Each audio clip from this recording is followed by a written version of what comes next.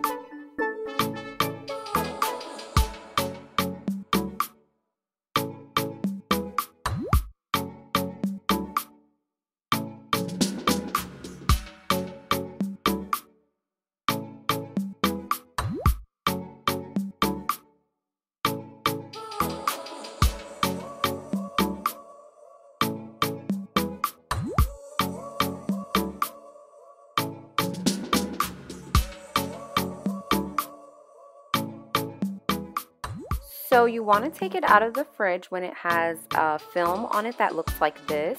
There's really a sweet spot, so you don't want to leave it in the fridge too long, but you also don't want to take it out too soon. Once it's out, you're going to want to start whipping immediately. This process is going to take quite a few minutes. It's going to get a little redundant in the footage, but I wanted to leave it in so that you can get an idea of the different stages that it goes through before it gets to the consistency that we're looking for.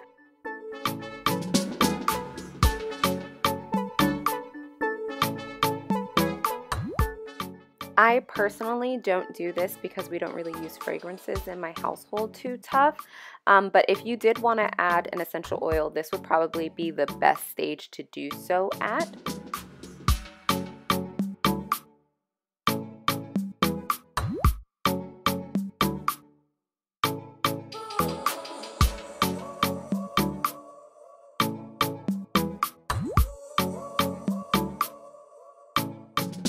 As I said earlier, in my home, we really do try to be mindful of the amount of ingredients that we're using and be mindful of the chemicals that are in each ingredient that we use, which is why for this body butter, it's literally just these three ingredients, because we find that these three ingredients moisturize us just fine, and we don't really need to add too many extra things in there just for the sake of them being in there.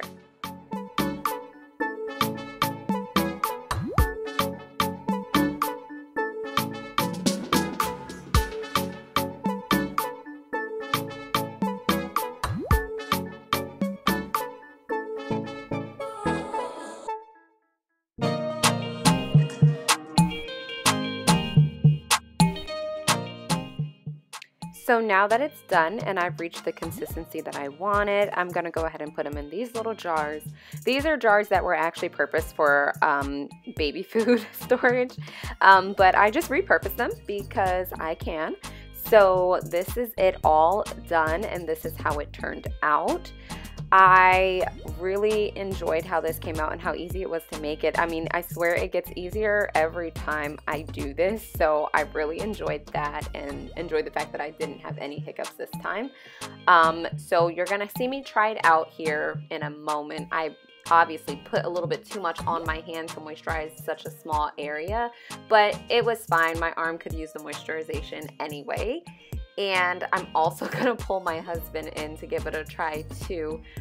He did the same thing that I did, put a little bit too much on his finger for such a small region, but you know, you get the point. It literally is like butter. It melts as soon as you start to rub it in, and it just gives you such a good moisturizing finish, and it is so good. So let's move on to our whipped hair moisturizer. Everything prior to this point has been the same, so I'm just going to jump in right here.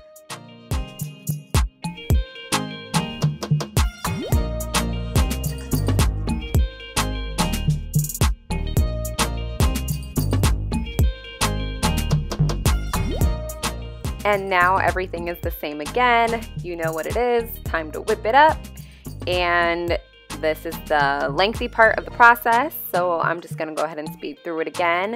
And again, we're just gonna be doing this until we get our desired consistency. What you're looking for with this whipped shea butter is for it to be really light and for it to be kind of fluffy. Honestly, it ends up looking like dessert when you're done whipping it up. When it starts to look delicious enough to eat, I think that's when you know that you've reached your goal. Because the hair moisturizer has a lot more oils in it, it comes out a lot more smooth. So it's really like butter this time as opposed to just butter in the other one. But they both turn out great. This one turned out amazing. I use it for all of our hair for everything. So it's my hair butter, my Swiss butter, my son's moisturizer, my husband's beard butter. We just use it on all things hair.